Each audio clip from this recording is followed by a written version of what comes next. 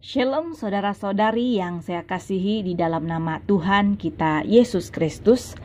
Mari kita merenungkan seketika teks firman Tuhan dalam Kejadian 1 ayat yang ke-1 hingga 31 dan Kejadian 2 ayat yang ke-1 hingga ayat yang ke-7.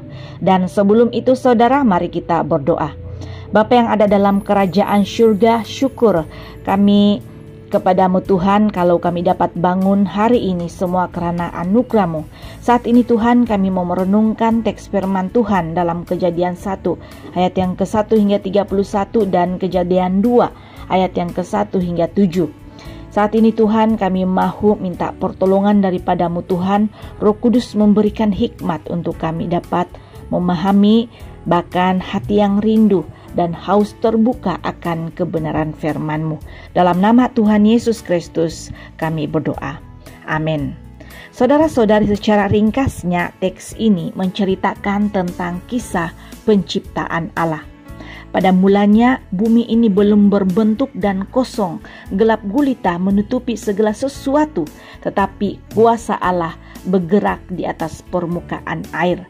Maka itu Allah memulakan pekerjaannya yang luar biasa selama 6 hari untuk melengkapi segala sesuatu yang ada di muka bumi ini. Jadi saudara, apa yang dikerjakan oleh Allah selama 6 hari itu? Jadi kita melihat dari hari pertama hingga hari yang ke-6. Hari pertama di mana Allah menciptakan terang dan gelap, yaitu ataupun siang dan malam. Kemudian hari kedua Allah menciptakan cakrawala. Kemudian hari ketiga Allah menciptakan darat, laut, dan tumbuhan. Kemudian hari keempat Allah menciptakan matahari, bulan, dan bintang. Hari kelima Allah menciptakan binatang di air dan di udara.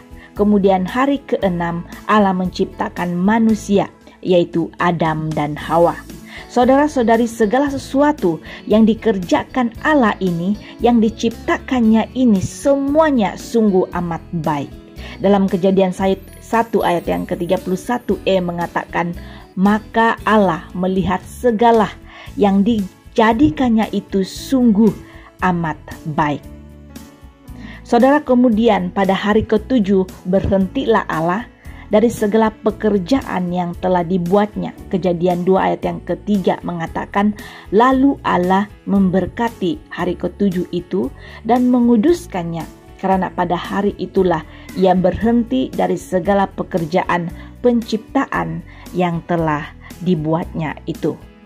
Saudara-saudari, secara saya pribadi setiap kali mengingat kisah penciptaan Allah yang sudah Dia lakukan, sungguh segala sesuatu di alam semesta ini di bawah kekuasaan Allah.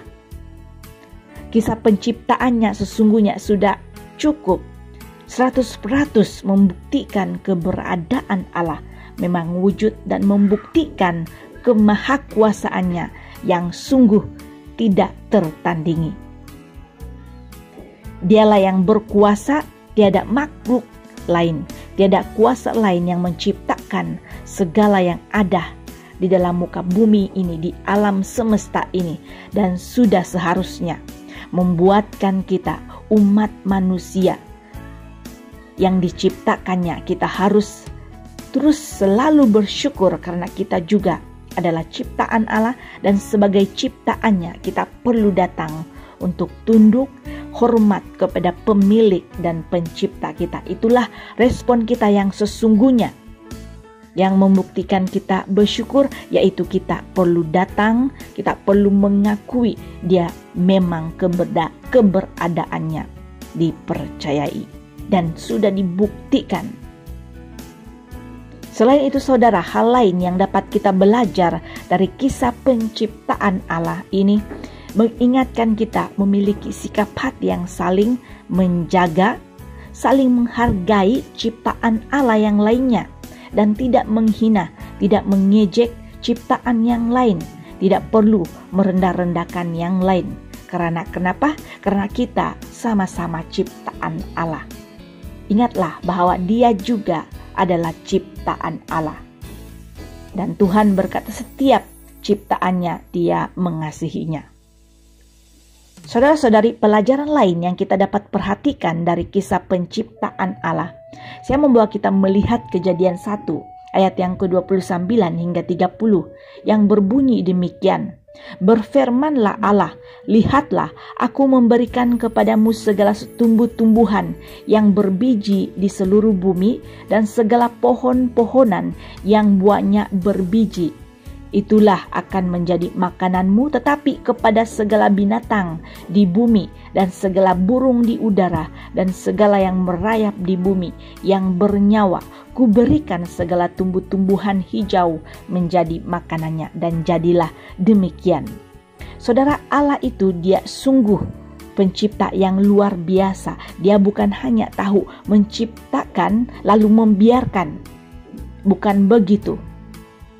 Tetapi dia memelihara, bertanggung jawab dengan segala makhluk ciptaannya, di mana dia menyediakan makanan kepada kita. Ini melambangkan pemeliharaan Allah dan penyertaan Tuhan kepada seluruh makhluk ciptaannya. Tidak dibiarkannya begitu saja.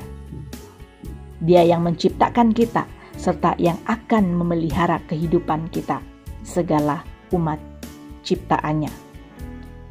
Saudara-saudari, sebagai kesimpulan dari renungan firman Tuhan hari ini, mari jadilah ciptaannya yang senantiasa mengkagumi, menghargai dan tunduk hormat pada pencipta langit dan bumi, meyakini akan keberadaannya di alam semesta ini.